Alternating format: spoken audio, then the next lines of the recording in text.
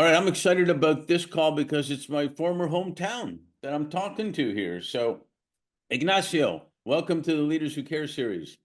Mark, how are you? Thank you so much for inviting me. No, my privilege, my pleasure. Love Miami, always love Miami, go back a lot. So it's always good to talk to Miami, if you will. And so welcome. What I'd love you to do is you can briefly introduce yourself. And I have to tell men more this than women.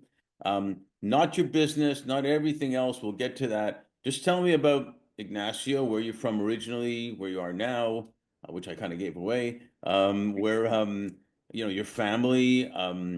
Maybe something you've never told anybody that you want to share with the world now. That's always interesting. Tell us about you. Well, my name is Ignacio Edenburg. I was born in Argentina. My grandparents immigrated from Poland during the war. I'm Jewish. 180 Edenburg family members died in Auschwitz. They were able to escape through the help of a priest that said that they were part of the charge. They went to Palestine, then from Palestine all the way to Argentina. And I was born in Argentina. During the military regime in Argentina, when I was 5 years old, I moved to Spain, to Madrid, and grew up in Madrid until the 10th grade. Came to the United States, finished high school here, studying the university here. When I finished the university, I opened my first business. All right, we're gonna get to that we're gonna get to that in a minute. We'll get to that. Okay. You're too fast And for me. You're I too lived, fast for me.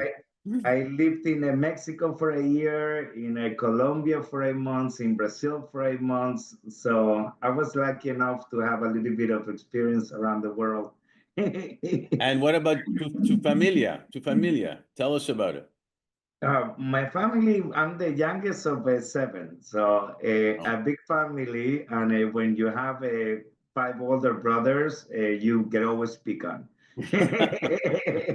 So it was great to have a big family. It still is. We're all very close, but when you were little, they could bother you all day long. Well, that's one way to build resilience. Well, that's also true, right? I, And I you have, guess that's I guess that's why I got to where I got. yeah.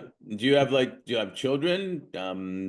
I am been married now for 21 years. I met my wife. I was in New York. I was in a show in New York. She was in New York for vacations. She was walking down the stairs, and I said to my friend in Spanish, "Look at that beautiful girl coming down the stairs." She turned around and she said, "I speak Spanish perfect," although she's from Chicago. And we started talking every day on the phone for a year, and I finally convinced her, and she gave me a chance. And now, 21 years later, we have Mr. Lucas, my son. He's 15 years old in high school. And Miss Gabriela, my princess, she's a UCF, and she's 19 years old now. She's That's a woman already. That's the legacy, man. That's the most important thing, out there, and that's great. Anything you want to reveal that no one else has ever heard before?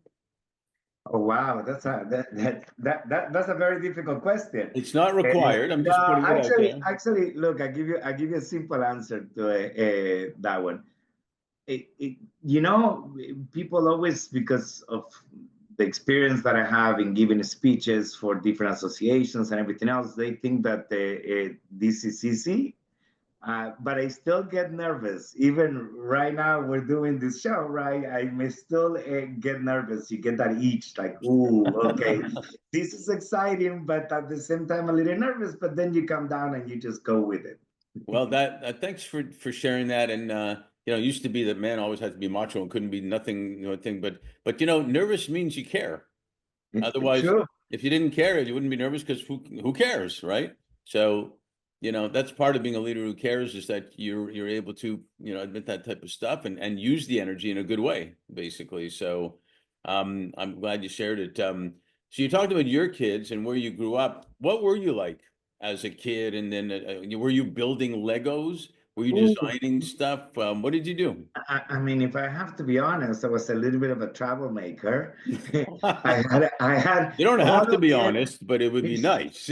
yes, I had all of the energy a little kid can have. A soccer player. I used to get up and play soccer from the morning until mom would call me for dinner. But I was always running around. If you had me at the house, you wanted me to go to sleep because I would drive you insane. Well, but that's good that you're active, and compared to this world where so many are inside on the computer all the time or telephones or our phones, being outside doing stuff was great memories. We come from a different generation, right? I see my kids now. I was a soccer coach for close to 10 years for the city of Pembroke Pines here in South Florida. For my daughter and for my son, all the way to U17 for both of them. Hmm. To me, that was a great beauty and importance to be outside, play sports. I love hiking. I did part of the Appalachian Trail. I go camping. I Today I see my children, and to try to convince them to go camping with me, he will take hours and days, and then I finish saying, "No, you're going anyway, right?" But you need to leave the phones behind. We come from a different generation, I believe. Not to mention, the joke about Jewish people and camping, right? I don't know that one. Our camping is like the Holiday Inn Express. That's our camping. Um, doesn't apply to everybody, but it's funny in the same way. So you mentioned education wise, your journey started really with University of Miami, the Hurricanes, and the art institutes. What were you envisioning for yourself at that time? I come from a family of entrepreneurs. My grandfather, my father, and since I was young, I always would come up with ideas and come up with different ways of doing business. And from the beginning, I can remember. I mean, I remember going to my father's factory when I was, 7, 8 years old, and I would be there during the summer, all the summer, going with him to work. And I just admired that. I admired to see him working, to see him selling, so I always envisioned me doing and following to his steps. And I was very lucky before he passed away, he was able to see it. But I think from the beginning, it was always business. It was always, I need to create something. I need to create a company. I need to create a product. I need to, that anxiety that gives you, right? But it was exciting. And it still is. I'm, what now? 30 something years, I'm not going to say my age, 30 something years inside of the industry. And I still have this same passion for it and the same excitement. And I get up in the morning and I'm just happy to come to work. I think if you love what you do, you're going to do it good. And that's a good message. That's a good message to people too, because people see that, people feel that. I'm sure when you came home, and I get this a lot in my business, people that love what they do, they go home and two things can happen when and that you can come home and you can be, oh, work sucks. I don't like this person, I don't like that person. I don't even know what I'm doing there. Probably won't get a bonus. We're not even doing anything good for the community. And the kids hear that.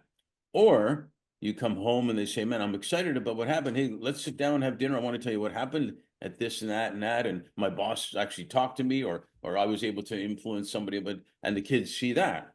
And that becomes a first training, if you will, about what they're going to do. So I think you probably went home with a lot of zeal and everything, and a couple of Cuban coffees along the way, and you're ready to Correct. go. No, and not only that, look, when Gabriela was around 15 and Lucas is 2 years younger than her, I sat them down in front of the computer and I said, okay, we're going to open a company. We went to the city website, we opened the company, we created a website. What do you guys want to sell? Well, we want to, my daughter draws amazing, so we want to do t-shirts. That okay, so we're going to do t-shirts. And we went through the entire experience, and I tried to teach them all the time, and I tried to tell them all the time about my experiences and the people I meet. because I think it's going to help them in life. I think my son is already, I call him my little entrepreneur, right? He has a safe in his room, and I think he has more money than me, the guy.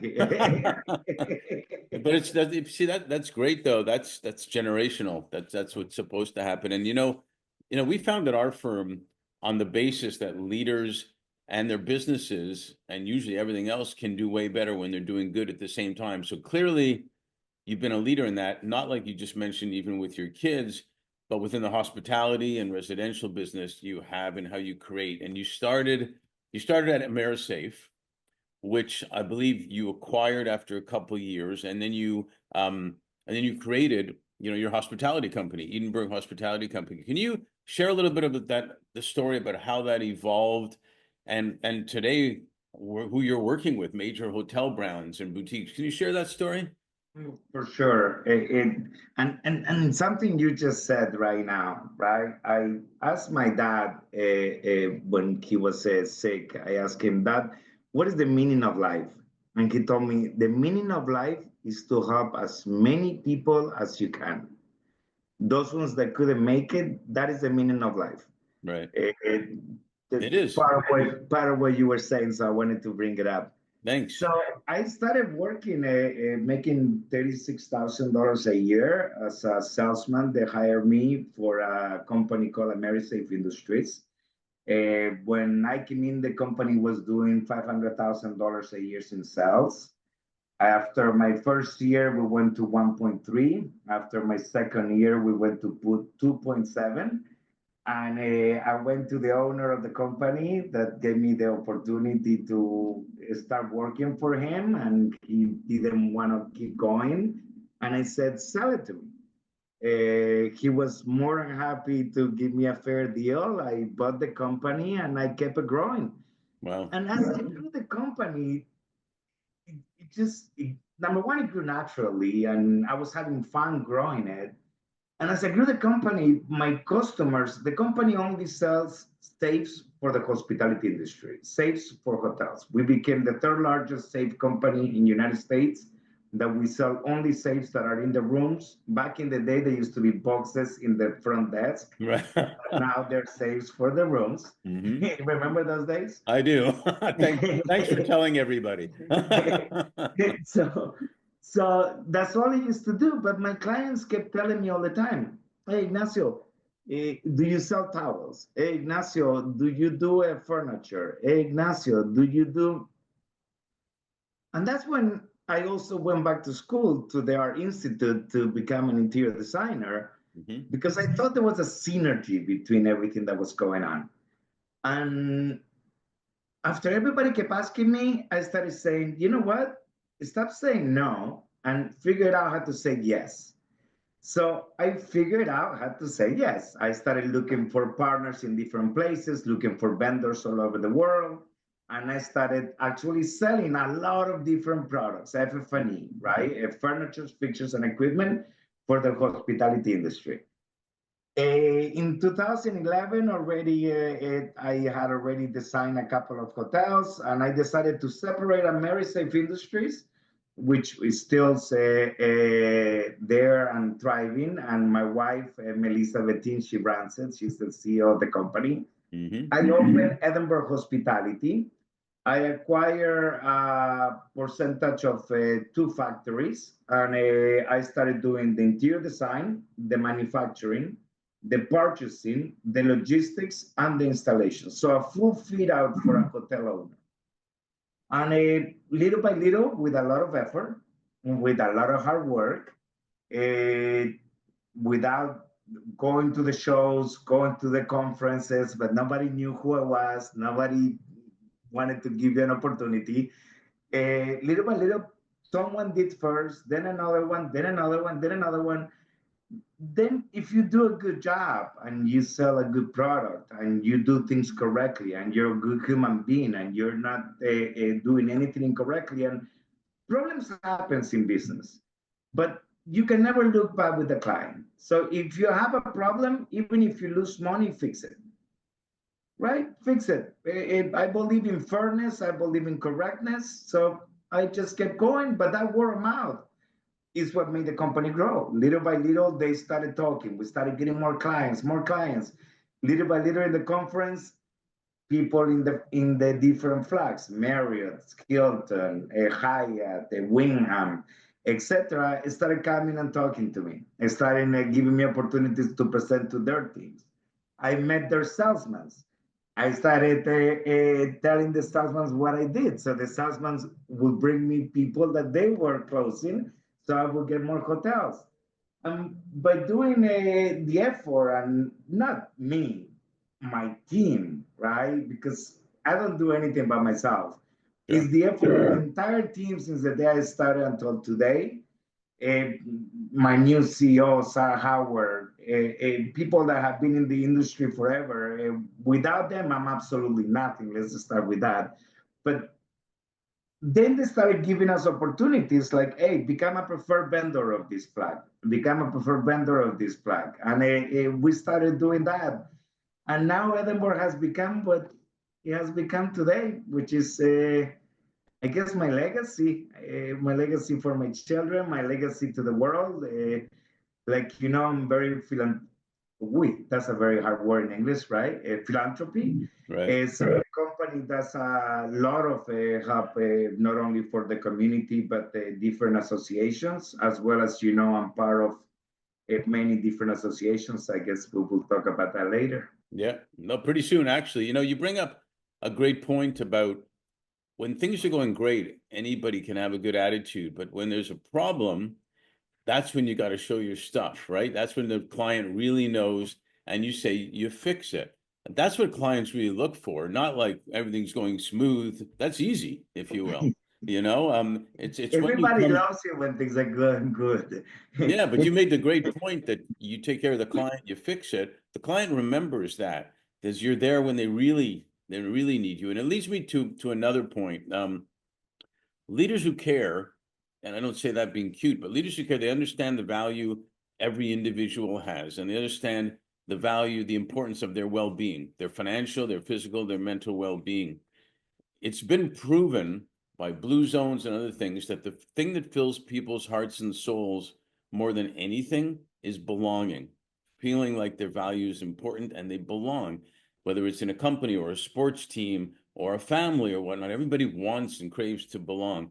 Can you describe a little bit further what you talked about? You can't do it alone. Your leadership and how you developed a culture that you achieved good economic results, but you also made an impact, with them, with their families, and in the community. I'm a believer, first and foremost, that the happy people are successful. You're already successful if you're happy, right? Let's just start with that. But I believe if a team member is has a work-life balance and you give them the tools to be successful, they will be mentally more available for you to work that job from 9 to 5 or whatever it needs to be. I say all the time, I told you before, I work with people, I don't work with companies. People tell me, my employees tell me all the time, hey, everybody loves you. You're in the show. You're always smiling. Everybody, oh my God, I'm so nervous. And you need to also be able to see their insecurities and make sure that you're taking care of them, that you're giving them mentorship, that you're spending your time, that you're respecting them. They need to feel that love, I'm going to say, right? I'm going to use Love's a good that word. word. Love is a good word. We need to say it more. Yes, that love for the other person, right? At the end of the day, I really hate, and I don't know if you notice, I don't use it. I hate the word employee. I use team member. I love it. I don't say employees because I don't have employees. I have team members. Hmm. If you come to an interview to work for me and you bring me your resume, you can come from the best university in the world. But if during the interview I don't feel like you're a person that cares for others, works well with others, and are a positive energy inside of a room, you're not for my team. Right. Right? I don't Yeah. know if you're. I don't know if I'm 100%. making. I don't know if I'm making That's sense probably to what why I'm you saying. were a good soccer coach too, because you made everybody belong on the team. I'm Eh, sure that was part of it.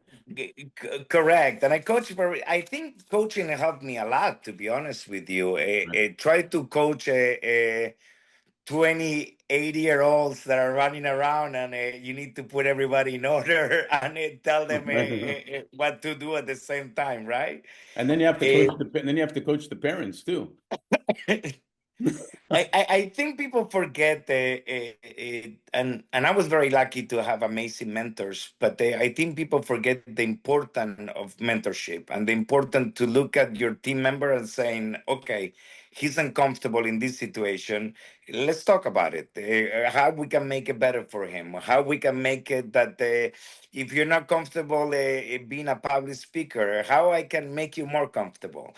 Right? There's nothing you can say wrong. If you say something wrong, listen, you're in a sales pitch. I always say this. You're in a sales pitch and you said something incorrectly. Don't worry about it. Just say, oh, I'm sorry. I'm nervous. I made a mistake. That's it. You keep going with a smile in your face. It actually works out to your advantage because people like authenticity and they like somebody that admits they made a mistake. Not a big deal, type of thing. So I totally get it. I think it's you. You think Hello? it's me? That sounds like you're breaking up with me. I think it's you. It's not me. It's Yes, you. I think it's you. I don't know if it's me anymore because I'm on my cell phone. Yeah, I don't know, but okay, now going on a very personal note, obviously, we've talked about this. You've been diagnosed with myelofibrosis, right? Yes, And which is a rare form of blood cancer. Can you, if you feel comfortable, and of part of course. this is because we want to raise awareness with you on this, share with us, about your donor circle, what you are searching for, how people can help, and how you're bringing awareness for the gift of life to help others and cure blood cancer through cellular therapy. Share about what you have and all that. So for 4 years now, I had symptoms for 2 years, and then 2 years ago, they diagnosed me with myelofibrosis. Myelofibrosis is a terminal form of cancer that creates fibrosis on your bone marrow. So all of the cells that your bone marrow is creating, they're mutated. And those mutated cells, obviously, is what creates the problem. They can give you, and there is medicine right now that can stop the symptoms of myelofibrosis. But the end result, and the only thing you're going to be able to do in order to extend your life, is to do a bone marrow transplant. Obviously, because the bone marrow transplant does not cure the fibrosis on the bone, it's sooner or later either you're gonna have to repeat it or stops, right? But that's part of life. Everybody's gonna go at a certain point. We're all gonna have to. Right now, I'm helping the Gift of Life. I'm helping the Cancer Association, the MPN Association. Myelofibrosis is part of a group of cancers called MPN. So I'm part of the association as well. With the Gift of Life, what we do is we try to find matches. People get scared when you say, well, how do you find a match for the bone marrow? Are they gonna stick me in the back? Are they gonna no, no, no. Right. That was 20 years, 30 years ago. We send a kit to your house. You go to the giftoflife.org. We'll send to your house a kit. You swap it in both cheeks. You put it in the envelope. You send it back. With Easy. that, we grab the DNA. We grab the DNA of the patient, and we see if you are a match. If you're a match, we'll contact you. We'll pay for your travel. We pay for your time. You come into the clinic. In one side, we're taking the blood. The machine is separating the T cells. Your blood goes in on the other arm, and the next day you can go to work. And for the patient, it's a different story. For me, I will have to be, I don't have a match right now. And obviously, the more time passes, it's of urgency to be able to try to find a match. Uh, but I never looked at it that way. I got into the association to help others. I already was able, out of the people that swapped for me, I found 14 matches for other people. So I was able to save 14 lives. I was able to save an 80-year-old, a 36-year-old woman, etc. So it's not about me. If at the end of the day I don't find a match for me, that's okay. That's God's plan. I'll keep going. It's not a problem. It is what it is. But let's do it for as many people as we can. And not only for my disease, for people with leukemia and other different kinds of cancers that they need to have a bone marrow transplant. For the patient, it's different. We go into the hospital, and for close to a month and a half, they give you a chemo and radiation. They need to kill every single cell in your body. Once every cell in your body is gone, they give you the transplantation of the cells from the donor, as well as a lot of medication to try to make sure that your body accepts it.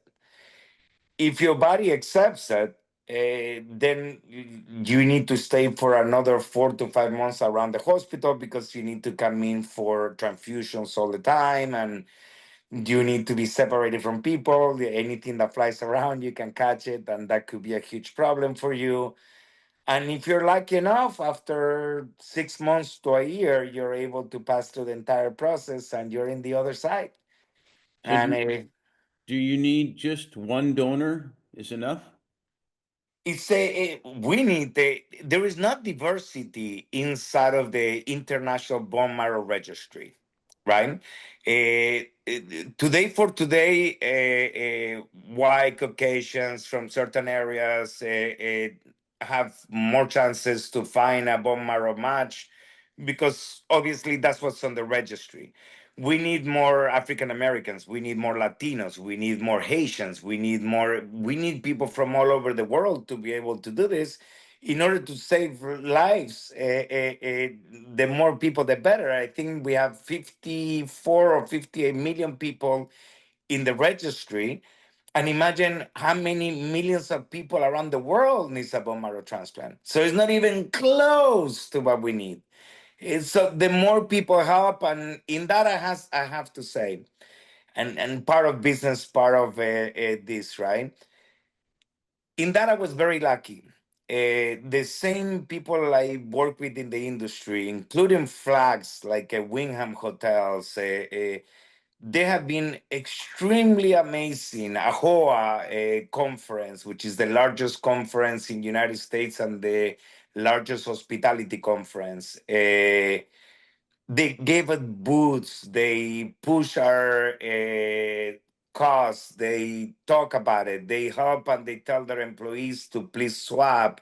Uh, I was extremely lucky to be able to be in the position that I am, to be able to help as many people as we can. Can the donor be any age? Well, no, we prefer donors from the. My daughter, for example, is part of the Gift of Life. We're in every college and university in the United States. She's in UCF. She does tabling, which is swapping kids that are in the campus. 18 and to 37 is the preferred age, right? Because obviously those cells and everything is a lot stronger. I'm not saying we're old and we're not as strong. Uh, don't get confused. Don't get mad, Mark. Okay, good to know. But it seems so simple that it's just a swab, put it, mail it, and everything. So just so people know again, they go to giftoflife.com. Giftoflife.org. .org. So giftoflife.org, and it tells you they send it to you, you send it back in, and you're in, and you and save your life and save so many other people's lives, right? As if you're a match, you just save somebody's life, and it's very simple to do, and it's Well, as a person dying from it, as a person that has myelofibrosis, as a person that is in need of not in need because nobody's in need of more time, but one more time, right? It is sometimes madness to me that some people don't want to do it or don't want to swap or are not interested in listening to it, right? My daughter tells me the stories in campus, and I'm like, oh my God, you can save a life, please do it. Yeah, I think, like you said, God's plan is a reason for everything. I think everything from this to COVID and everything in between is we're given signs all the time of, stop for a second and look around and see what's really important, in life. And saving a life, I don't see as anything more important than that, to say the least. So everybody listening, here's your plan. Everybody go get the swab, and let's help out, and because it's the best thing you can do in the world, way better than anything else. So I do appreciate you sharing that. It's very personal. I appreciate you sharing that, and the work you do. And I'd love to ask you a closing question here. Although in LA we say keep them wanting more so we can do a sequel. So we may need to do a sequel, but the year 2020 was a crazy year in itself, and one of my clients said it was the year that flew by slowly, which I find fascinating. And can you, with everything that's happened, and now we're in 2025, and your personal fight, what are you most grateful for, and also what are you most hopeful for? Which I think I know the answer. I'm most grateful. I'm grateful for so many things. I mean, I'm grateful that I'm able to help as many people as I can. I'm hopeful that I think I've been good partners to all of my employees. I've been a good partners to all of my clients. I think thankful for my family, and every day to me is another great opportunity to spend it with people I love. You know how important it is to get up in the morning and know that God gave you another day. People take that for granted, but you should not take that for granted. You don't know what happens when you get up in the morning. And Right. when you're in my condition, I get up in the morning and I say, "Thank you, let's go." I have, I'm a believer that everything is in here, including in these times when people have cancer and everything else. Is a positive mind. A positive mind can cure everything, and maybe cannot cure the disease, but it can cure how you spend your time. So I'm grateful for every single day. So that's really what I'm grateful for. That's awesome. I know what you're hopeful for, and I That's an easy one, right? I'm yeah, hopeful to be able to find a match and be able to be around for longer. But I'm also hopeful for people to really get more involved. And believe me, when I say involved, it doesn't necessarily need to be with cancer, right? Although I think every person in this world has a family member or someone they know that they passed away from cancer. right. But it goes beyond cancer. It could be a soup kitchen. It could be a coaching for children, or helping pay for tuitions for children that actually want to play but don't have the money to go and play. And every city and team charges you to play. Or it could be a million things. But Yeah. God gives you an opportunity every day to get up and do something good. And it's up to you if you do it or you don't. Well, I'm grateful to have a new friend. I'm definitely grateful for that, and because that's important. I'm grateful that you are a leader who cares, and I think who you are has put you in a position where you're doing something amazing and something impactful, and there's got to be a reason for that also, for you to make even more of an impact and in everything you do. And I think I'm hopeful for the same thing, because after getting to know you and whatnot, I'm not only hopeful, I'm feeling confident that you will find that person, and we'll be Thank you, able, Mark. we'll be able to do a lot of great fun things together, maybe even another video, who knows. And Anything you need, Mark. You have a friend for life here. So, no, eh, it's my privilege, and thank you for being on the series and sharing that. Really appreciate that. thank you very much for giving me the opportunity to give the word out there so like that people get involved. We'll do it.